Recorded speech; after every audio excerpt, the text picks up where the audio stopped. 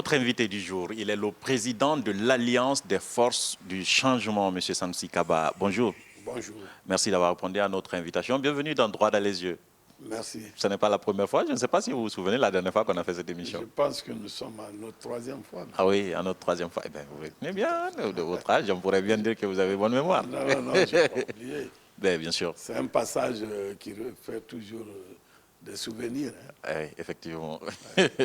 Monsieur Kaba, alors je disais tout à l'heure, vous êtes président de parti politique, mais avant, vous êtes fondateur d'universités privées. D'entrée, j'aimerais vous interpeller là-dessus. Qu'est-ce qui se passe au niveau des universités privées actuellement? On a l'impression qu'elles disparaissent au fur et à mesure. Depuis 3 ans, on peut dire de la quarantaine qui existait, les 3/4 sont en train de disparaître. Qu'est-ce qui se passe? Bon, cette appréciation, elle est tout à fait juste. Mais c'est une mauvaise compréhension de l'activité aussi qui nous a amenés à tout ça. D'accord. Moi, je le dis par rapport à certains collègues qui ont eu à fonder des écoles ou des universités. Il n'est pas dit nécessairement ou obligatoirement que l'État doit être là pour nous envoyer des étudiants. C'est vrai que le vivier qu'on a, c'est le vivier des bacheliers de l'État. Le seul obstacle, ce qu'on regrette, c'est que l'État aujourd'hui absorbe les 100% des admis au baccalauréat. Sinon, dans la logique, nous sommes des structures privées. S'il y a la qualité, il n'y a pas de raison que nous n'ayons pas des étudiants qui viennent se former. C'est d'abord veiller à la qualité. Oui. C'est pour ça que j'apprécie hautement la création de l'ANAQ, l'Agence nationale de l'assurance qualité, qui a été une bonne chose. Toutes ces universités qui sont nées, qui n'étaient pas basées sur le principe d'une formation privée, 100% privée, c'est-à-dire en dehors de l'État, sont venues gonfler le chiffre, ce qui fait que maintenant les relations avec l'État ont été considérées comme des relations, c'est-à-dire immuables, qu'on ne doit pas changer. Alors qu'en fait... C'est devenu comme un principe en réalité. Un principe. Et ça laissait croire que c'était une obligation pour l'État d'envoyer. C'était une obligation pour l'État d'envoyer. D'orienter des bacheliers dans les universités privées. C'était un vivier qui était là, qu'il fallait absorber. Mais, qu'à cela ne tienne, l'État a fait de bonnes actions dans ce sens. Parce que ce que je veux dire, c'est que ça a créé au niveau de l'État une dépense exponentielle du point de vue. Puisque c'est dans le cadre de la formation, la qualité en dépendait quand même. Puisque la qualité se trouvait dans la plupart de ces universités privées, moi je pense que ça n'a pas été une mauvaise chose. Mais il fallait maintenant, à l'époque, que l'ANAQ qui est aujourd'hui créée devrait être créée pour veiller sur cette qualité. N'est-ce pas? Puisque promouvoir le secteur privé de l'enseignement supérieur, ce n'est pas une mauvaise chose. C'est toujours, ça contribue au développement de la nation. Mais le montant était colossal. On a l'impression que tout le budget du ministère de l'Enseignement supérieur partait dans les poches des privés. Attention, ça c'est une très mauvaise appréciation. Alors, parce qu'il faut faire un parallèle entre le coût de formation au privé et le coût de formation au public.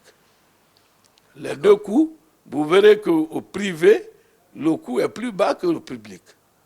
C'est ça aussi le paradoxe. Mais toujours est-il que quand c'est public, il y a des options que l'État ne paye pas, alors qu'au privé, l'État paye tout presque. Non, l'État paye, mais sans se rendre compte. Tout ce que l'État forme au public est payé sans se rendre compte. Et ce qui est même pris, mais au public, les infrastructures, c'est pour l'État. Les étudiants qui venaient les équipements, c'est pour l'État. Voilà. Tout est pour l'État dans les publics. Mais ça constitue des charges. Oui, mais on dépense moins. Non. Et surtout... Quand tu évalues ces charges-là, tout ce que prendre l'infrastructure, de l'infrastructure à l'équipement, aux enseignants, à l'entretien, tout le fonctionnement de ces universités publiques, vous faites un ratio avec le coût de formation, que le nombre d'étudiants qu'il y a, vous allez avoir un ratio qui va être supérieur à celui qui se fait au public, au privé. Mais c'est normal que ça reste toujours dans les poches de l'État, que d'aller dans les poches d'un privé, par non, exemple. Attention. Oui, ça, les infrastructures, quand l'État construit des infrastructures, c'est pour l'État. Vous n'obéissez pas en ce moment à la politique de la croissance et du développement du secteur privé. Ah. Il n'est pas dit que l'État doit détenir les 100% du monopole de toutes les activités économiques. La formation est une activité économique. Mais en ce qui concerne l'éducation, peut-être que l'État devrait être plus puissant que les privés. Non, l'État a toujours été puissant. Mais ça ne doit pas amener à éteindre le privé. Attention. C'est ce qui se passe maintenant là? C'est ce qui arrive maintenant. Parce que tous ceux qui ont investi dans ces infrastructures-là, aujourd'hui, c'est des Guinéens qui ont mis leurs moyens, leurs ressources dans ces infrastructures.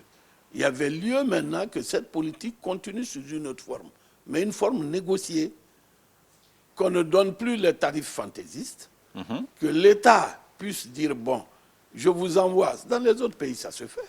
Oui, on comprend ce point de vue. Mais quel est votre point de vue aujourd'hui sur cette réforme de l'État depuis 3 ans? Il n'y a pas eu de réforme, à vrai dire. Il y a eu des décisions un peu que je trouverais arbitraires. C'est une réforme, on appelle ça une réforme au niveau du ministère. Ça devait être. Si c'est une réforme, une réforme est négociée. D'accord. Une réforme est négociée entre les partis. Donc aujourd'hui, vous pensez que la façon dont on a procédé, ça ne devrait pas être ainsi? Ça ne devrait pas l'être. La façon dont on a procédé, ça ne devrait pas l'être. Vous appartenez à une structure qu'on appelle la CRESUP. Oui. Est-ce que vous avez interpellé le ministre? Si. La CRESUP fait suffisamment ce qu'elle peut. Hein. On a l'impression que la CRESUP n'existe pas depuis que le bureau a changé. Attention. Parce qu'on se rappelle que M. Kaba Ousmane était le président, mais de par ses activités politiques, il était finalement mal vu parce qu'on a eu l'impression à un moment donné que toute cette lutte était dirigée contre Ousmane Kaba. On faisait la guerre aux universités privées à cause de M. Ousmane Kaba. Et du coup, vous l'avez éjecté de la présidence de la CRESUP. Non, on a dit on a l'impression que la CRESUP a cessé de fonctionner à partir de là. La CRESUP, dans son règlement intérieur, c'est une présidence tournante.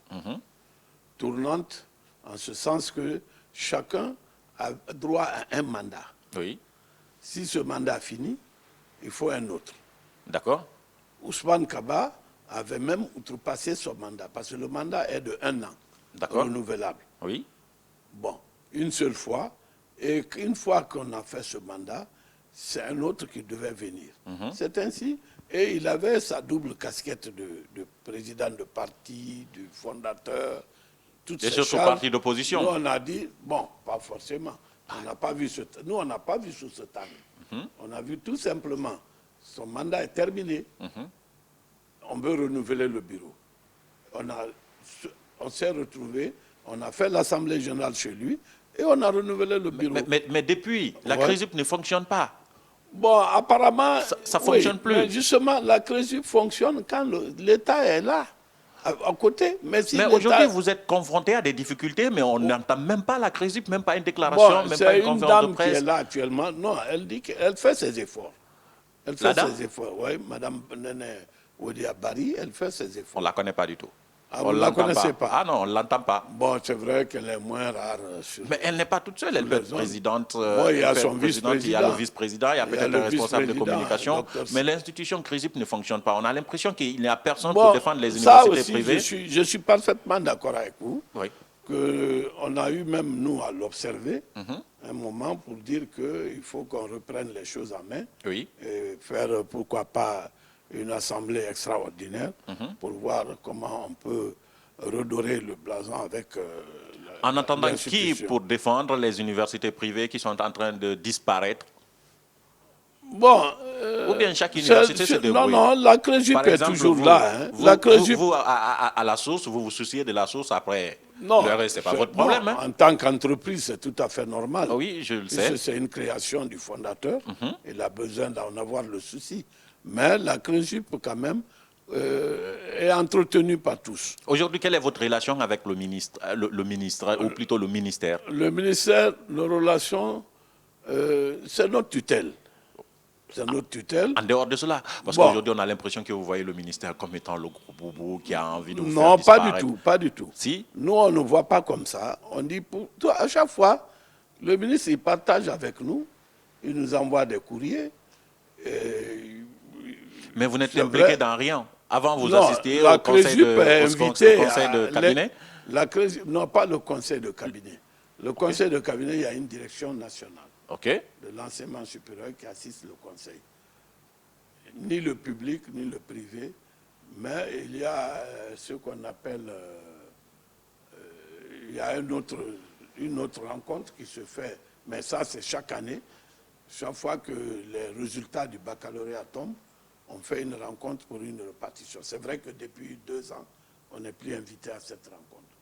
D'accord. C'est dommage, mais sinon le ministre le faisait, il le faisait régulièrement et on participait à la répartition des étudiants. Mais puisqu'on n'envoie pas aux universités privées, je pense qu'il a trouvé pas utile de nous inviter aux rencontres. Est-ce qu'aujourd'hui, comme d'autres le pensent, vous pensez, vous également, qu'il y a une volonté d'éteindre, donc une volonté d'extinction des universités privées, pour quelle fin? Bon, moi, je n'appellerais pas une volonté, parce que je me dis qu'il y a une politique que nous devrions adopter, nous-mêmes, universités. Il ne faudrait pas que nous voyions absolument l'État comme notre pourvoyeur d'étudiants. Moi, aujourd'hui, à la source ici, c'est vrai que nous détenons une formation qui est une formation spécialisée en sciences médicales, accréditée au niveau du CAMES et tout ça. Là. On reçoit des étudiants de tous bords, guinéens, étrangers, qui viennent s'inscrire dans cette formation et dans d'autres formations telles que les formations d'ingénierie. Bon, partout ailleurs. Mais on a eu la maladresse de considérer que l'État doit être 100% présent dans notre formation. Non, ça a été une mauvaise analyse. Il fallait dès le départ, bon, peut-être que le sevrage a été brusque, mais c'était prévisible. Mais vous vous en sortez à la source? C'était prévisible. Bon, on s'en sort... D'autres n'ont pas eu cette chance? Bon, je ne le dirais pas ainsi. Si, il y a des universités qui sont devenues des motels. C'est une question de vision. D'accord. C'est une question de vision. Mais il y a des universités privées qui ne fonctionnent plus. Quand tu as une vision, tu fais une stratégie en fonction de cette vision. On va parler maintenant en tant que président de parti politique. Vous voulez bien? On va parler de l'actualité politique. Bien. L'actualité dominée par 2 tendances. Oui ou non, pour une nouvelle constitution. D'emblée, moi, je vais vous poser la question. Vous êtes allié à la mouvance présidentielle. Ça veut dire c'est oui pour une nouvelle constitution, c'est ça? Oui, pour une nouvelle constitution. Oui, pour une nouvelle constitution. Par conséquent, oui pour un autre mandat pour le professeur Alpha Condé. Mais c'est justement la confusion que je n'arrive pas à partager. D'accord. Parce que de l'opinion des gens, aller à une nouvelle constitution, c'est aller en 3e mandat. C'est à lui d'en décider. Non, mais est-ce que ça devrait dépendre de sa volonté? Est-ce que ça devrait dépendre de sa volonté? Du moment où en 2010, il a juré, et en 2015, il a juré de ne faire que 2 mandats. Mais moi, je ne suis pas la personne du président de la République. Mais ce que je sais, c'est que le mécanisme ne devrait plus lui permettre d'être candidat. Ce que je sais, et ce que je sais, cet homme que je connais, il a un amour pour son pays. D'accord. Ça, vous savez, les alliés moi, je connais ça de lui. J'entends plus souvent ça. Non, je connais ça de lui pour l'avoir approché. D'accord. Cet homme que je connais est un homme très sincère. D'accord. Et très franc. Et donc, vous pensez qu'il ne va pas se présenter pour un autre mandat? Je vous dis bien. Il y a certaines décisions, quand il faut les prendre, tu n'es ni associé, même ni à ton fils, ni à ta famille. Tu es seul à prendre la décision. D'accord. Ça veut dire quoi en vrai? Parce que moi, j'ai envie de vous interroger en tant que président du parti politique. Moi, je dis, le président Alpha, c'est un homme politique de très grande envergure. D'accord. N'est-ce pas? Ça signifie quoi? Qui sait apprécier les choses.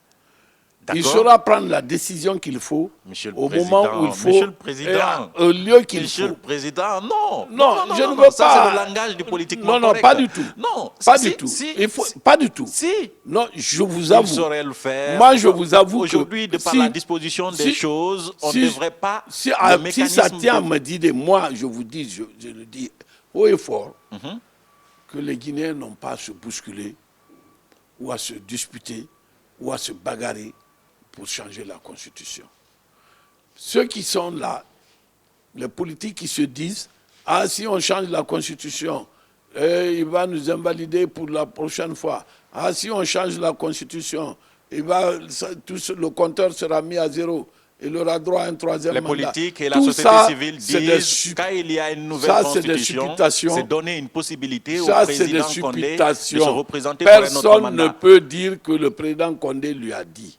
Non, il ne va pas le dire. Attendez, le président Condé, vous le connaissez bien, il n'a jamais dit qu'il voulait mourir au pouvoir. C'est ce qui est arrivé avec la révision constitutionnelle de 2001. C'est la même chose, il ne dit jamais on veut un troisième mandat. Mais la succession des actes politiques qu'on pose pour un observateur nous amène tout droit à croire que le président Alpha Condé, mais il n'a pas envie de s'arrêter en 2020. Oui, mais justement... je croyais trouver la confirmation à votre niveau. Il faut jouer à une certaine prudence. Oh, d'accord. Quand il s'agit de l'homme, il y a des parts de décision ou d'information ou d'affirmation qu'on peut faire. Il y en a qu'on ne peut pas faire à sa place. D'accord. Hier, il y a eu une manifestation qui a montré aussi que la mouvance, c'est-à-dire que les alliés et le parti au pouvoir sont une force incontournable dans ce pays. Ça, c'est des appréciations. D'accord. Bon, ces deux forces sont en face aujourd'hui. Oui. N'est-ce pas? Oui. Il appartient à un homme, cet homme d'État, qui est le président Alpha. Monsieur le Président, depuis quelques minutes, vous me répétez toujours la même chose. Je parle à la place de l'homme. Non, c'est pas ce que je vous demande. Ce que je peux dire, moi... Ce que je vous demande, c'est votre point de vue, vous. Mon point de vue, vous m'avez demandé, j'ai dit... Non, vous êtes parti allié de la mouvance présidentielle. Attendez. Vous n'oserez pas dire ce que vous devriez dire. Non, je suis allié. Je vous pose une question simple. Est-ce que le président Condé, aujourd'hui, en demandant un autre mandat au peuple de Guinée, va foutre à l'air tout ce qu'il a fait depuis 10 ans? Vous, en tant que président de parti politique... Est-ce que vous pensez que ça va foutre en l'air? Mais c'est ce que je vous demande. Non, moi aussi, je vous renvoie la question. Je ne suis pas président de parti politique. Non, moi, je suis journaliste. Mais en tant que journaliste, en tant que Guinéen, oui, vous êtes concerné comme moi. Bien sûr. Oui, mais dans cette interview, voyez-vous... Moi, je vous renvoie cette question autrement. Et pourquoi vous ne répondez pas à cette question? Vous, en tant que Guinéen, est-ce que vous ne voulez pas répondre à cette question? Non, je réponds. Non. Je dis bien, il appartient à l'homme de prendre la décision. Oui, mais vous, même dans les consultations, quand les consultations ont été faites par le Premier ministre, vous vous rappelez bien. Oui, vous allez m'amener là-bas encore pour éviter ma question, les conclusions qu'il a eu à faire. Il a dit, je rends les conclusions au chef de l'État. D'accord. Qui les analysera et prendra la décision qui s'impose. Et en tirant les conséquences. D'accord. Il l'a dit, oui ou non? Il l'a dit. Ça veut tout dire. D'accord, je suis d'accord avec tout ça. On ne peut pas se substituer à un homme. Vous voulez m'amener à dire ce que le président veut? Non. Je ne peux pas me substituer à lui. C'est qu'aujourd'hui, vous êtes un président de parti politique. Vous me demandez ce que je peux dire. Vous me demandez si la Constitution peut changer. J'ai dit, moi, à mon avis, ça peut changer. D'accord. J'ai dit de ne pas confondre changement de Constitution et troisième mandat.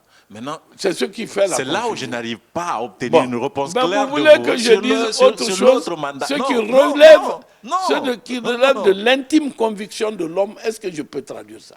Je ne vous demande pas de traduire son intime conviction, Monsieur le Président. Ouais. Je vous demande juste de vous prononcer sur un autre mandat pour le professeur Alpha Condé, vous en tant que président de parti politique. Je suis pas le... j'ai l'impression que vous créez... J'estime que vous créez votre parti politique pour essayer d'avoir une responsabilité peut-être suprême dans ce pays. Monsieur le journaliste, il faut qu'on analyse une chose. D'accord. Je ne suis pas le seul qui peut parler au nom du peuple de Guinée. Même mon parti n'a pas le droit. D'accord. Il peut parler en tant que parti politique sur ses orientations, sur son projet de société. Mais tant qu'il n'aura pas le statut, le quitus du peuple de Guinée, qui lui donne la direction de sa destinée, il ne peut pas parler au nom du peuple de Guinée. D'accord. N'est-ce pas? Non. Mais aujourd'hui, celui qui a le peuple de Guinée, qui a toute la confiance du peuple de Guinée, qui a le mandat présidentiel, donc qui a la destinée de ce pays aujourd'hui, a plus de possibilités de parler au nom du peuple de Guinée que moi-même. D'accord. N'est-ce pas? Il est plus légitime. Il est plus légitime. Je vais vous poser la question autrement. Dit, je veux être candidat après le changement de la Constitution, c'est son intime conviction. Vous allez le soutenir? Si jamais le président Condé demandait un autre mandat en tant que président de parti politique? Attention, moi je le soutiendrai dans la mesure où cette décision va en droite ligne avec la volonté du peuple. Ça veut dire quoi, la volonté du peuple? La volonté du peuple, elle est aussi simple. C'est cette manifestation directe que le peuple fait.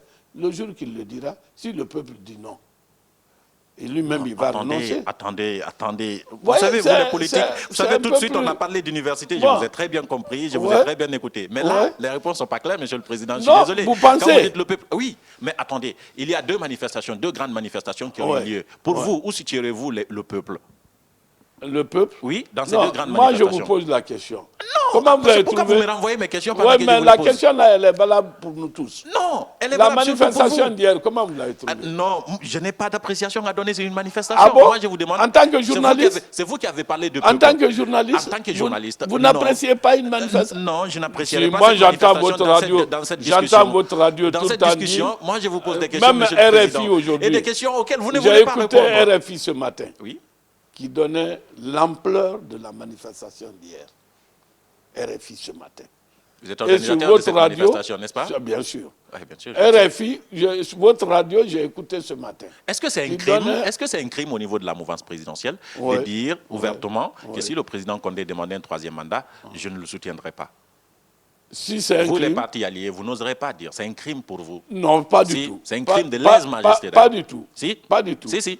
Vous savez, la même rhétorique, on dirait un élément de langage autour de vous, les partis politiques. Vous savez... La même rhétorique revient. La question ne s'est pas posée, c'est lui qui va décider, c'est le peuple qui va décider. Il y a une question fondamentale que vous n'arrivez pas à prendre en compte. D'accord. Cette question, c'est quoi? Le pouvoir, c'est quoi? C'est l'émanation du peuple. D'accord, qu'il exprime dans les urnes. Qu'il exprime dans les urnes. Oui. Mais passons cette voie. Mais quand le professeur Alpha Condé dit aujourd'hui soir, le professeur Alpha Condé à la télévision... S'il dit après le changement de la Constitution, je vais être président. Oui. Il ne va pas s'installer en président lui-même? Non, absolument pas. Oui ou non? Non, il sera obligé de faire quoi? D'organiser une élection. D'organiser les élections. Oui. Si le peuple, et de se présenter comme candidat, lui fait une gifle pour dire on ne veut pas de vous. Mais on n'arrivera pas là, justement. Non, on pense qu'il n'a pas le droit de se représenter. On pense aujourd'hui que tout Guinéen a le droit de se présenter à une élection présidentielle, sauf le président Alpha Condé. Ni moi, ni vous, n'aurions pour le moment la possibilité de juger de la volonté du chef de l'État. Ce n'est pas sa volonté. En fait, la volonté du chef d'État, ce n'est pas notre problème, Monsieur le Président. Bon, nous, notre problème, c'est la légalité. La légalité, c'est la Constitution. On est d'accord. Cette nouvelle Constitution... Est-ce que vous la connaissez ou bien vous savez? Elle n'est même pas encore là, donc on ne parle pas de nouvelle constitution. Bon, au cas où elle serait là, sur laquelle le président a juré deux fois qu'il veut faire...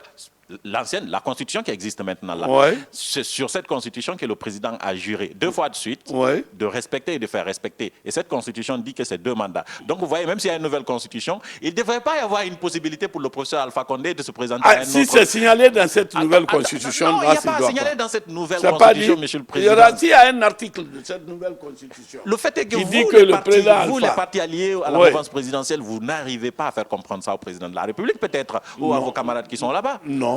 Et pourtant, il y a beaucoup d'intellectuels capables quand même de prendre la succession du professeur Alpha Condé. Bien sûr. Alors, pourquoi on a l'impression qu'un homme de plus de 80 ans est obligé de rester encore au pouvoir? Mais non, attention, l'âge, peu importe l'âge dans ce cadre-là. L'âge est important, puisqu'il n'y a pas eu de limitation de l'âge dans la Constitution. Peut-être qu'on devrait y passer dans la nouvelle. On ne parle pas de ça maintenant. Peut-être qu'on passera dans la nouvelle. D'accord. C'est vous et moi. On va lire la nouvelle. En ce moment, on verra si c'est... Si vous étiez en face du professeur Alpha Condé aujourd'hui, sur cette question, vous lui direz quoi? Et pour quelle question? Sur un probable 3e mandat. Sur sa candidature pour un probable 3e mandat. Vous lui direz quoi? Moi, je lui dirais quoi? Je lui poserai une question.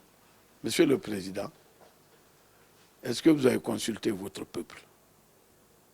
C'est la seule question que je me dirais. S'il me répond... Non, mais c'est extraordinaire, Monsieur le Président. Comment il va consulter son peuple alors qu'il n'aime pas... Puisqu'il dit, je sais que c'est un homme qui obéit à la volonté de son peuple et qui respecte son peuple. N'est-ce pas? La question là est fondamentale en ce moment. D'accord. Je lui dirais, Monsieur le Président, vous voulez un 3e mandat? Est-ce que vous avez consulté votre peuple? Il me dira oui ou non. Oui, j'ai consulté mon peuple. Est-ce que votre peuple est favorable? Oui. Ou votre peuple n'est pas favorable? Non. Alors si votre peuple n'est pas favorable, Alors, la toute dernière question. Et si c'était vous, le peuple, c'est vous qui le consultez, il vous demandait, est-ce que M. Kabache peut demander un troisième mandat au peuple de Guinée? Vous lui conseillerez quoi? Vous me faites parler au nom du peuple de Dieu, nom de Dieu, vous n'allez pas, vous allez encore esquiver ma question. D'accord. Vous me demandez d'être à la place du peuple? Non, je disais si lui, il vous demandait. Si c'est mon parti, peut-être, mais pas je connais la rhétorique politique. Vous allez utiliser la technique de communication. On est toujours dans ce combat. C'est la fin de cette émission, M. Kama. J'ai obligé d'arrêter là. C'est un plaisir de vous avoir interrogé, mais il y a encore 30 secondes dont vous disposez pour peut-être évoquer un sujet qu'on n'a pas suffisamment évoqué ou un sujet qu'on n'a pas du tout évoqué. C'est le moment de la carte blanche. Vous regardez la caméra juste derrière. Ce que je vais évoquer, que je n'ai pas touché, c'est l'unité nationale. Moi qui m'est très cher et qui me préoccupe beaucoup. Il y a un écrivain qui disait le plus souvent ici que la Guinée est une famille. Et ça, c'est une réalité.